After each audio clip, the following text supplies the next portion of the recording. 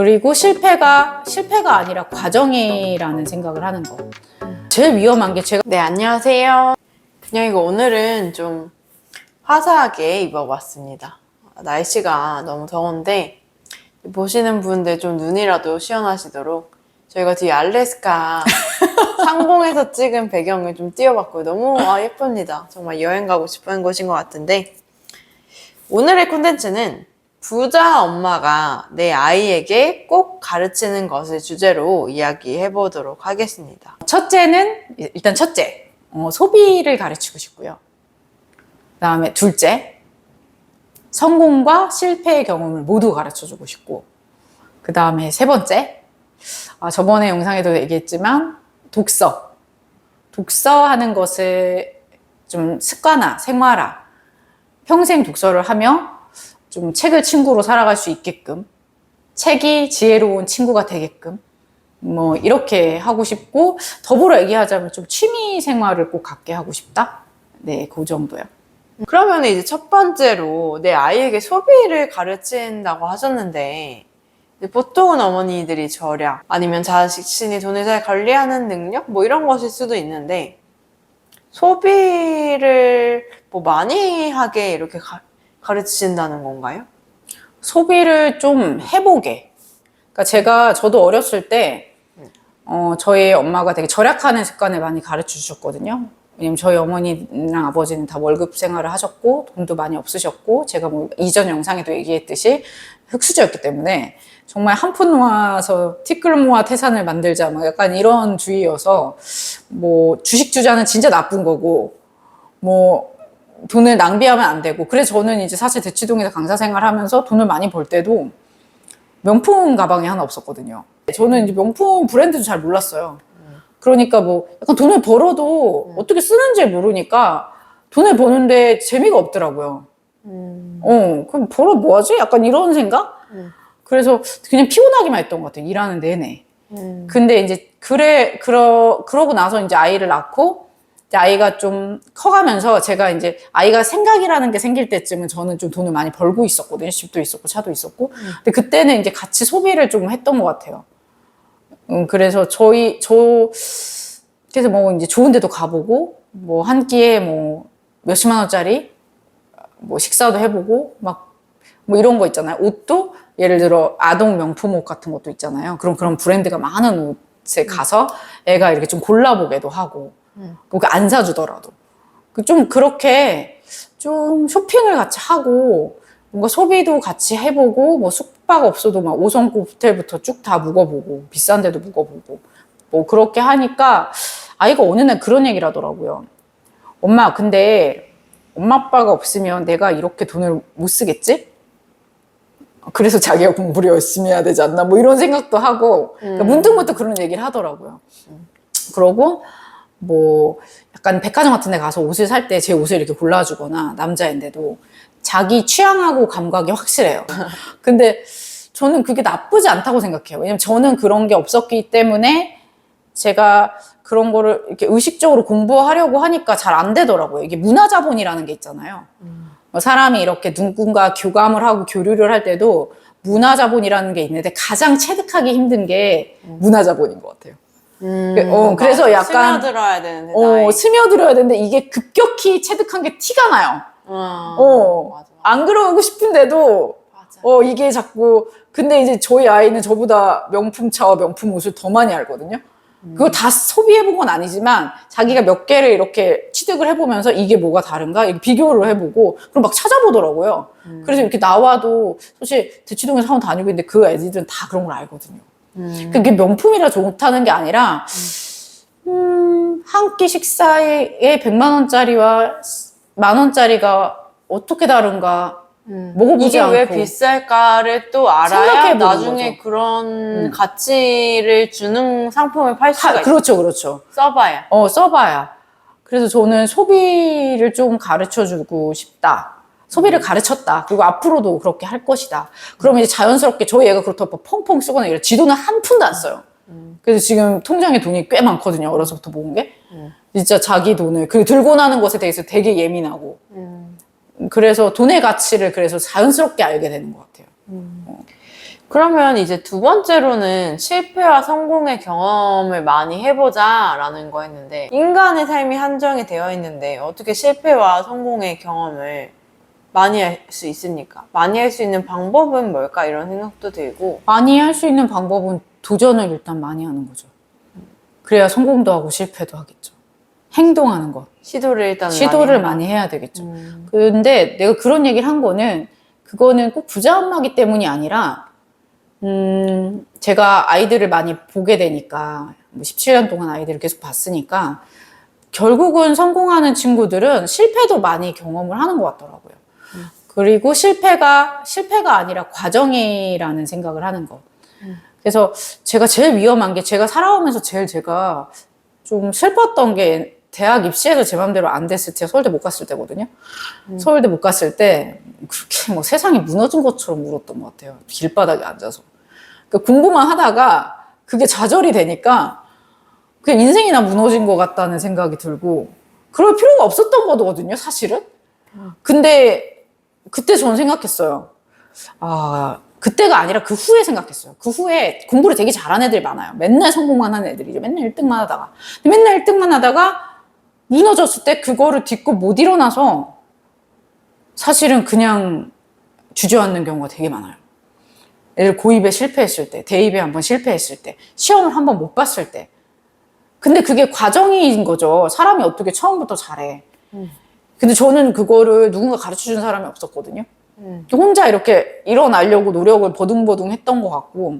근데 이제 인생을 이렇게 살아보다 보니까, 이렇게 실패를 딛고 일어나는 게 특히 잘하는 애들 사이에선 더 중요하다. 왜냐면 더 넓은 세상에 하면 또 질 거고 또 질 거거든요. 그러니까 지는 법을 아는 거. 실패가 되게 당연할 수는 없겠지만. 근데 질 수 있다.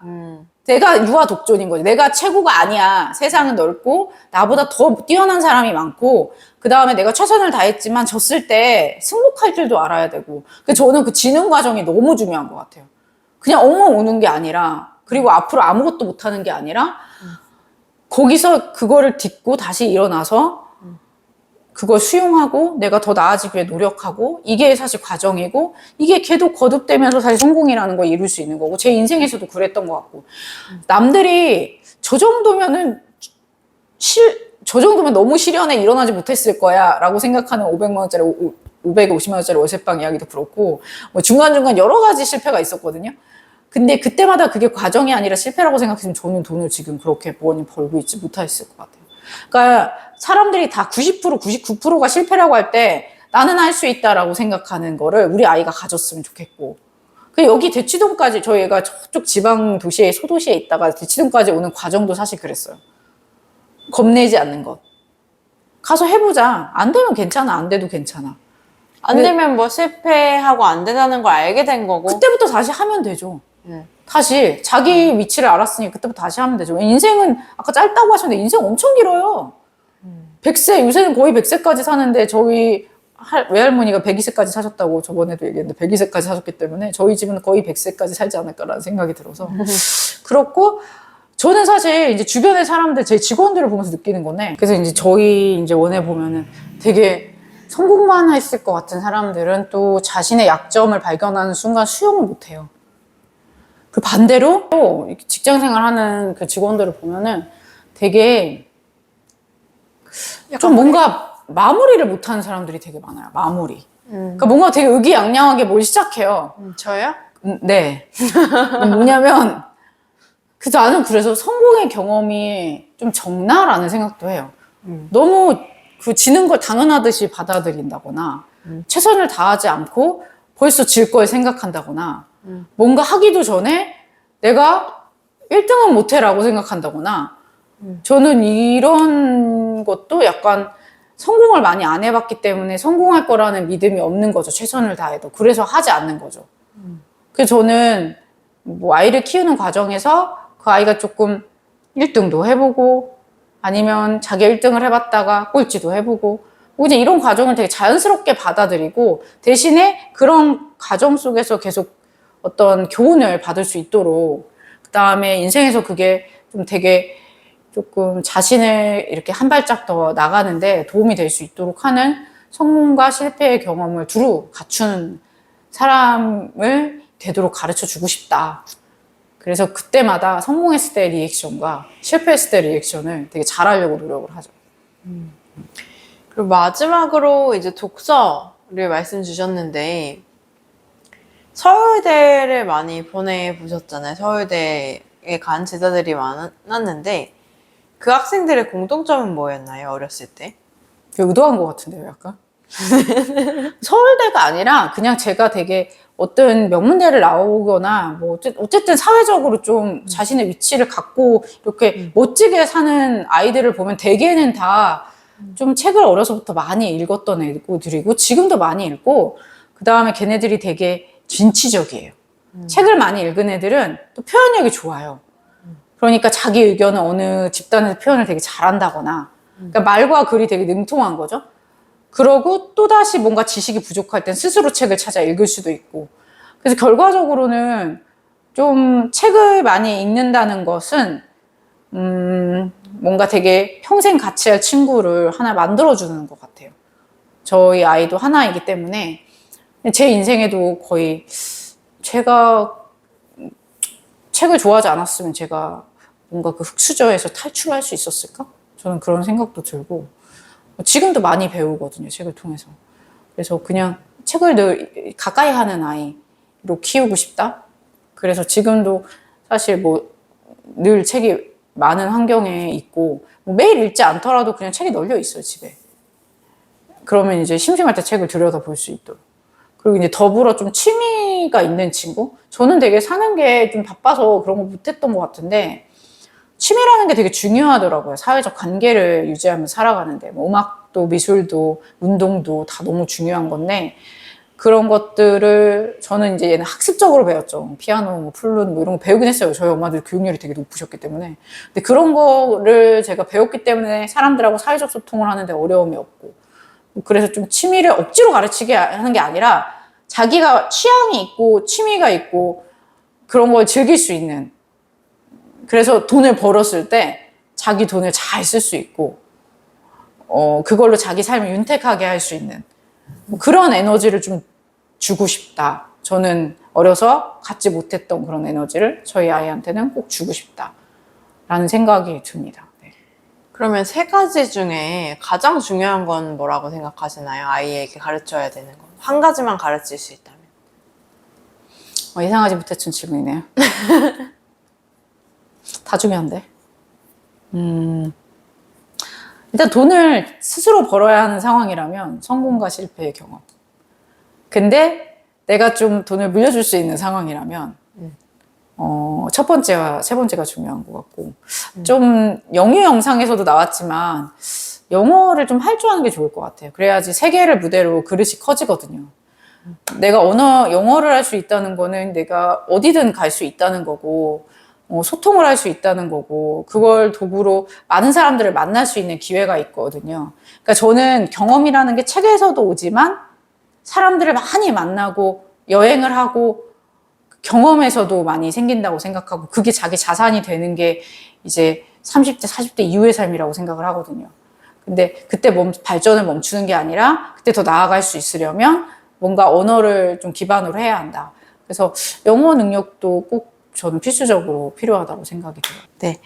그럼 영상은 여기서 마무리하겠고요. 앞으로 영상이 지속되길 원하신다면 구독을 꼭 부탁드립니다. 그리고 악플도 환영합니다. 저희가 악플도 환영하고요. 뭐 근영이에 대한 질문이나 궁금한 점 아니면 근영이 화장 이렇게 하면 좋을 것 같다. 머리 이렇게 바꾸면 좋을 것 같다. 이거 궁금하신 분들은 없겠지만 그런 아이디어도 많이 환영합니다.